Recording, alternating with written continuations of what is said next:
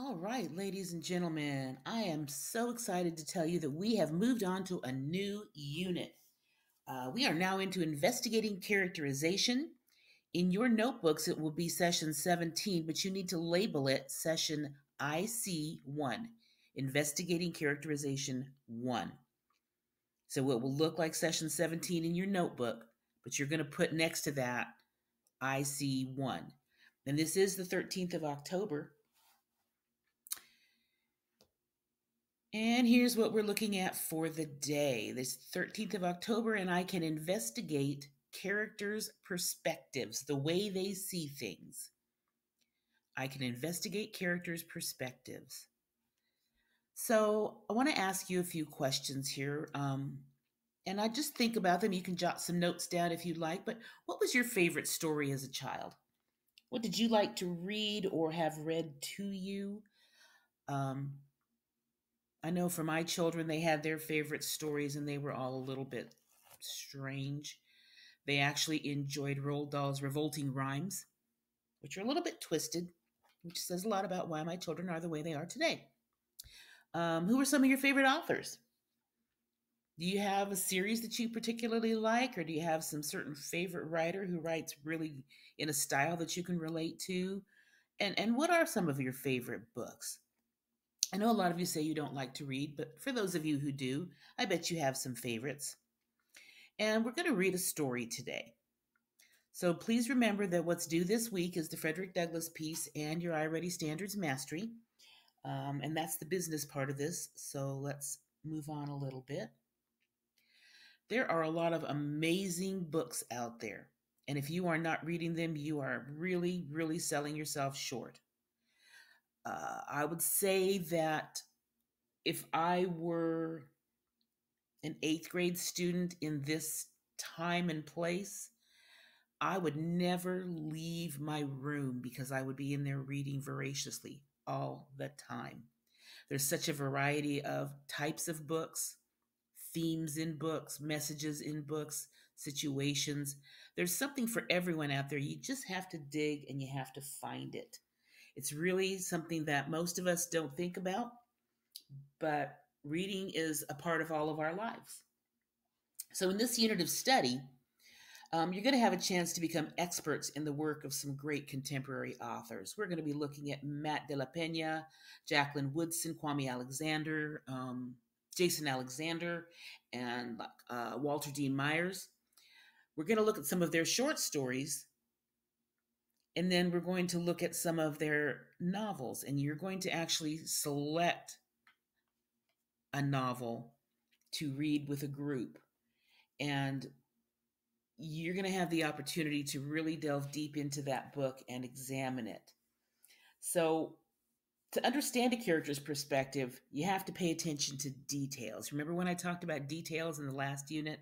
Well, details are just as important when you're looking at characterization. So, those things that show what a character needs, what they want, what things get in their way, those little details about the character help you understand their perspective or how they view things, how they look at things.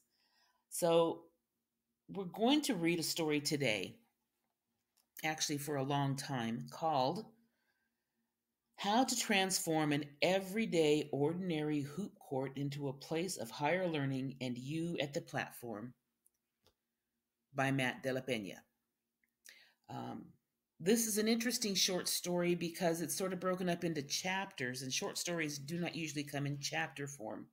But he's found a way to make that work. And we're going to read with a few questions in mind. So we're going to be looking at sort of what's shaping the character. What experiences has the character had that shape his perspective? What things happen in his present time that maybe modify or adjust his perspective? How is he looking at things, and are you seeing things through his eyes? Now, several of you will relate to this story for different reasons, and I hope that you enjoy the story. Let's see what we find out about the main character in this story. You might want to take some notes Hint, hint. As I read, those notes should go in your digital notebook. Hint, hint. Um, but listen closely, and you can just jot things down. This is a time, remember when I talked about the beauty of the post it note? This might be a time for post it notes. If you do a hard copy of a notebook, that's fine. So, as we start this story, I want you to pay attention to the perspective of the narrator. In this case, the narrator is the person in the story. It's a first person story. And let's go ahead and get started because it's going to take a while. It's finally summer. Go ahead, take a deep breath. You're free. All year long, your mom has been on you like glue about algebra worksheets and science fair projects and the knee high stack of books Mrs. Baker assigned for English class. And you did what you had to do, 2 A's and 4 B's. Truth is, you're actually pretty smart. School comes easy. You told Baker in that end of the year 5 page what's up with Esperanza's dreams and the symbolism of the Mongo Street house, and you pulled down a 96%, second highest grade in the class. But even as you typed out that essay, you had an indoor outdoor in your lap.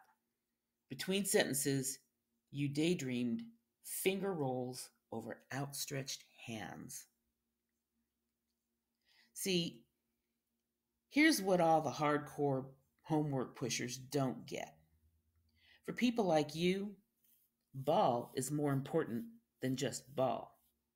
It's a way out, a path to those tree lined lives they always show on TV. You've crunched the numbers and read the tea leaves. Fact is, you'll never hit the books as hard as boy genius Jeremiah Villa, Sylvia Diaz either.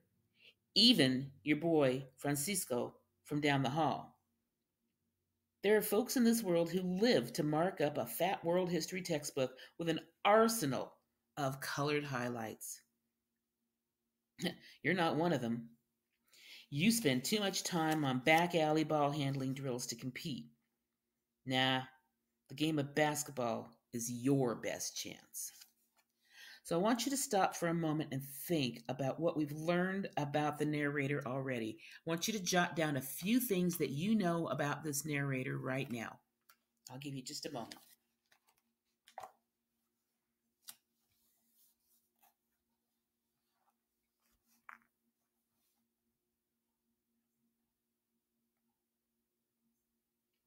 Okay, so let's talk a little bit about what we've just done. We listened to the story and we thought about this character and how this character is already taking shape. He takes shape pretty fast. There's a lot we know about this character already. We know that this character is probably a teenager in high school. We know that most likely this child is male. We know that this child is a good student, but that's not his ultimate goal. He's not in it to be a student. He's not in it to learn history and English and science. His big goal in life is to become a baller. He wants to play basketball. And the way that you can tell that that's really his goal, and if you don't have this in your notes, you really should, there's one line that says it all. Because if you pick up a story and glance at it, this line will stand out.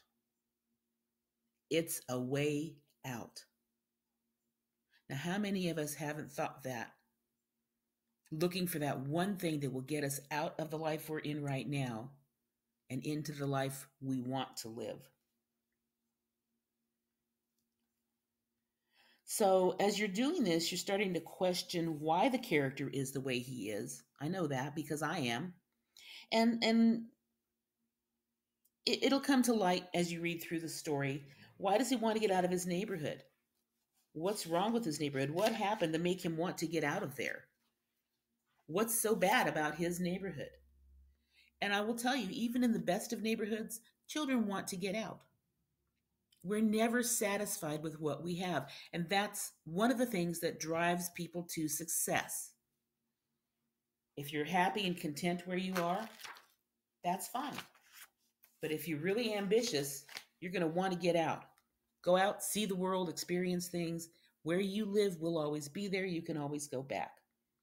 So let's go on. And as you listen, I want you to stay alert to the specific details or phrases that help you better understand what this character wants and what barriers get in his way. So think about what he wants and what's keeping him from what he wants.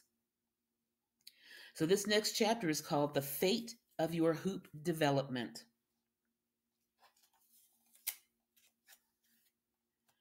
For the past 3 years, you've spent every free minute balling at an outdoor court down the street from your building. After school, after games, weekends, you name it. Most nights, you're still out there putting up shots alone when the sun falls behind the ocean and the automatic park lights come flickering on, spilling that strange yellow half light across the concrete. Ball is like anything else. Put enough hours, your game's going to blast off. Your jumper's now pure out 25 feet, give or take. You've developed a little floater in the lane that leaves slow footed big men flailing.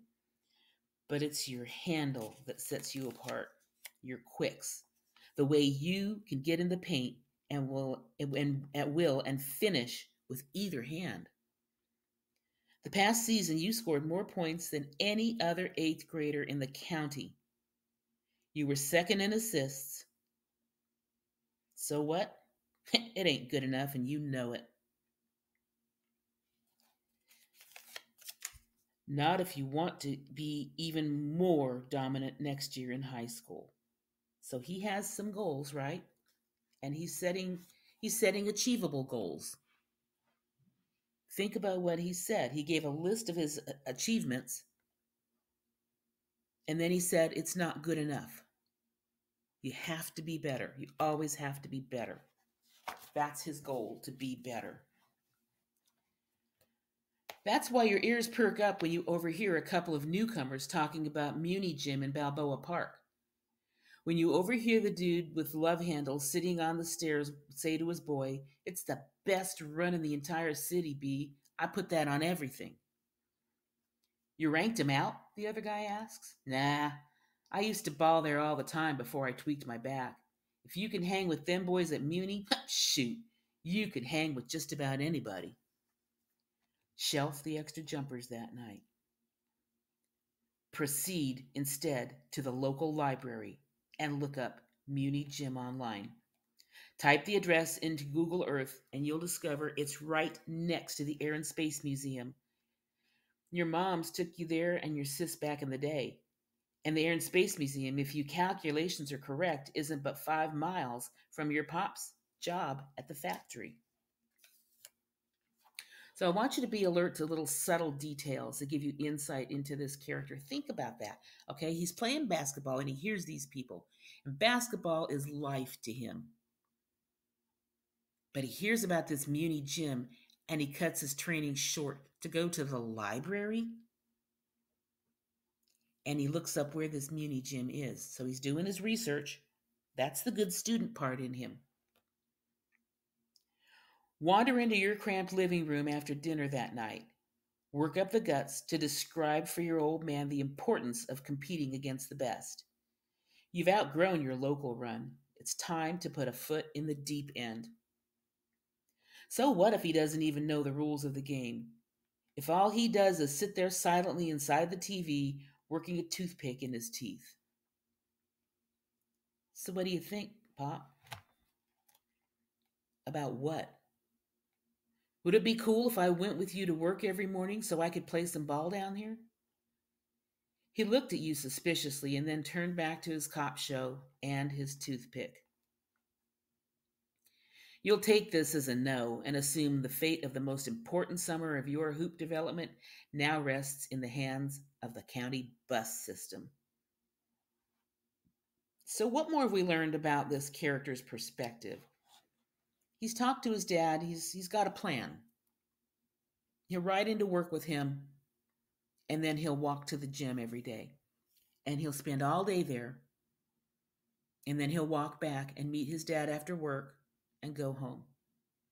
And so he's talking to his dad about it. And you guys probably have experienced this. You're talking to your parents and they're busy watching TV or doing something else. And they're maybe halfway listening to you, but they're really not paying too close attention. And he says, "So what do you think, Pop?" And Dad's response is, "About what?" So he feels like Dad's not even hearing him, or Dad just Dad just doesn't care. He's not going to take him. So he just assumes the answer is no. But you'll be wrong. A few minutes later, he mumbled, "Better have your skinny butt out by my car by 5. I'll tell you that, or else I'm leaving without you." Doesn't matter. Your heart will race with excitement. You'll tear into the room you share with your sis and lay your hoop gear out on the chair by your bed like some kind of giddy schoolgirl, which is pretty much how you feel. So start looking at these little details. The little things are the things that give away a story, that help you understand it. If you think about it, we've learned a lot about this character already. Do we know his name? No. Is it necessary to know his name? Not right now. But we certainly know a lot about him. We know about his school practices. We know about the fact that he wants to play ball. We know about his family. We know he shares a room with his sister, which is really unfortunate. But where he lives, the apartments are small. And sometimes you just have to do what you have to do.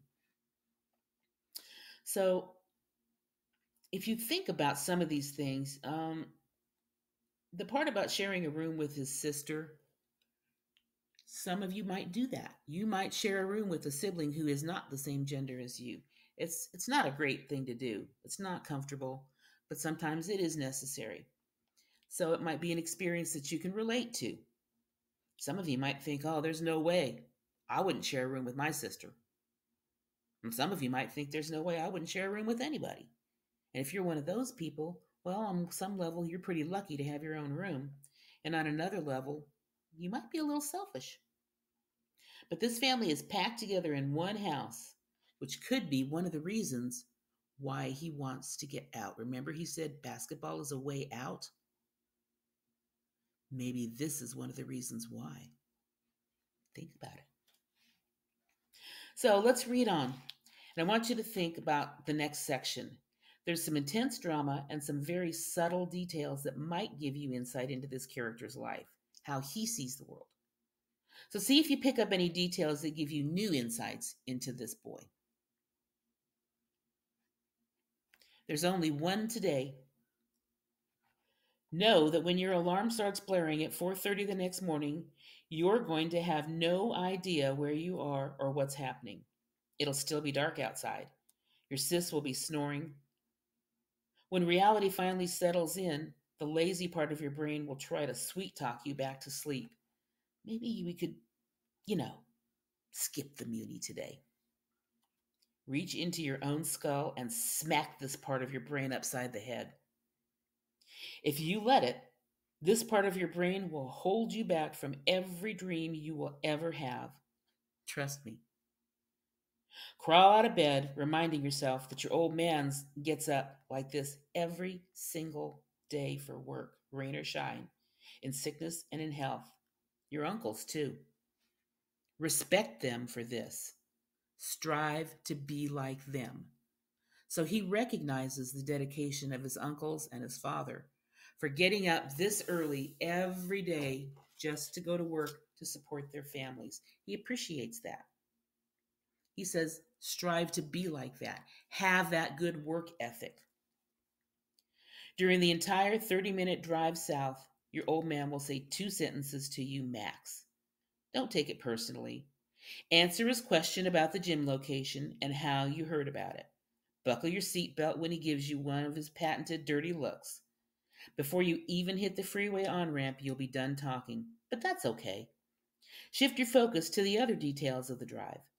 The radio news show he turns on, the smell of his steaming hot black coffee, the scattered cars along the dark freeway, and the subtle tick of his turn signal whenever he changes lanes.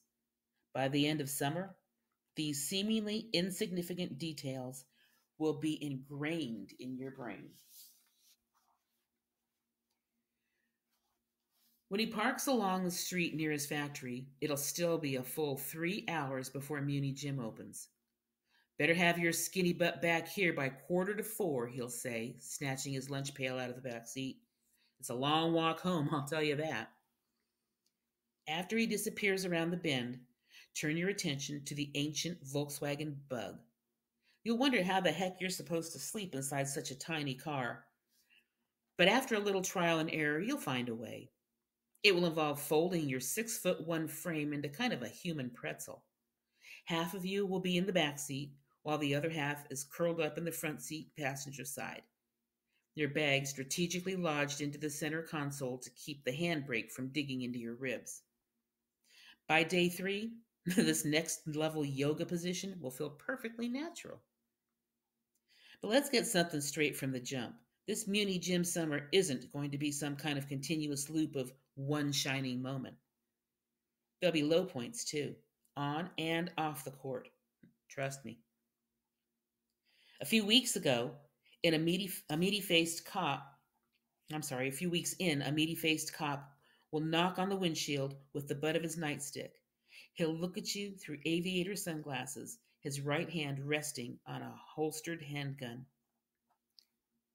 Try not to panic. His suspicions will be based on two simple facts. One, this is the first time during his rounds he's ever stumbled across a kid sleeping at a 90-degree angle inside a VW Bug. Two, your skin is brown. 2A, his skin will be brown too, maybe even browner. But don't spend too much time worrying yourself about this. There's a complex psychology behind the phenomenon, one you're not ready yet to wrap your head around. At the end of your respectful explanation, the cop will slowly remove his hand from his gun. He'll grab hold of your left elbow instead, and he'll steer you toward the front office of the factory. Your pop will be summoned, embarrassingly, over the loudspeaker. Ho. 2 minutes later, he'll emerge from the back looking wildly stressed. This is not because you've done anything wrong. It's because he has his own history with cops. Stuff that happened long before you were born. Stuff nobody ever talks about. After the cop explains the situation, your pop will put on an uncomfortable smile and vouch for you. He'll say you're a good kid and that you're just down here to play some ball at a gym in Balboa Park. He'll shake hands with the cop enthusiastically, thanking him for his service and apologizing for any trouble you may have caused. So, what details seem important here? I think we've learned a lot in these couple of paragraphs. What tiny details about the character are shaping his perspective now? He's a teenager, sleeping in a car on a street. He has brown skin. So that cop walks up to him and he's got his hand on his gun. Maybe he wouldn't have done that if the kid was maybe white. It's a situation that we have to deal with every day in our society now, isn't it?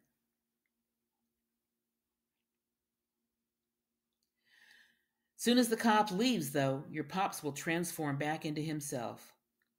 Don't worry about that power happy pendejo, he says, rubbing your shoulder. You didn't do nothing wrong. I was just sleeping. Mexicans are allowed to sleep too. He'll look you straight in the eyes, nodding. And in this moment, you'll feel closer to your old man than ever before. So that dad who was sitting on the couch, picking his teeth and not listening, maybe he does love him. Maybe he is looking out for him. Maybe he does care. Fortunately, that's the only morning you'll be woken up by a nightstick. Every other morning, it'll be the alarm on your phone, and you'll be free to climb out of the bug at your leisure, stretch your stiff arms and legs, breathe in the warm Hillcrest air, and remove your rock from your bag. It's time to get a move on. It won't take but 3 days to know all the shortcuts to Muni. Dribble through the middle school playground where summer camp kids play double dutch and hopscotch and dodgeball, dribble in and out of sleeping cars in the massive San Diego Zoo parking lot, dribble through crowds of camera toting tourists shuffling toward the front gates of the zoo, dribble past the various hot dog stands, the ice cream truck with the two flat tires, the leather faced man selling raspas who looks like your late abuelito. By the end of the summer, these vendors will all recognize you and wave. It'll take a little more than an hour for you to arrive at the large, dilapidating building with two locked green doors. Butterflies will dance inside your chest. The first time and every time following, even years from now. And that's how it should be, because you can sense it. Here is where you will learn the world. So I want you to jot something down in your notebooks now about maybe what so far has stood out to you in this story. What things made you go, oh, or made you go, or I recognize that, or yeah. Something that sort of stands out, even if it's something that maybe surprised you about the character. You might not have anything that you can relate to the character yet, but you might. And if you do, please write it down. One of the things we found out is that he's Mexican. He describes himself as Mexican. And it seems like being Mexican here means that the police will treat you differently. Again, I think that's something that we've seen a lot of in the last few years. Um, Different ethnic groups, including Mexicans, have been singled out. Um, and we might want to think about, why is that important to this story? He wants to play basketball. Why is it important that he's Mexican? If you have an answer to that, go ahead and write it down. Matt de la Pena, he's really good at doing layers in his stories. He builds things up slowly and he gives you just little nuggets of information that you can use later on. Other authors will do it a little bit differently, but he'll give you this backstory. He'll give you little nuggets of information that you can use to develop what you think about the story and help you make predictions and maybe help you relate to that story. So that's where we're going to stop today. I would like for you to continue your independent reading. Please make sure you're doing that. I have not given you a reading log to do this week. We will pick them up again in a few weeks, probably. Make sure that you are reading for 30 to 40 minutes a day, and make sure you have something to read. Not just running around grabbing something off a table and I'll read this today, I'll read this today, I'll read this today. It should be something consistent. So next time we meet, ladies and gentlemen, we will continue with this story, how to transform an everyday ordinary hoop court into a place of higher learning and you at the podium. Have a lovely day, ladies and gentlemen.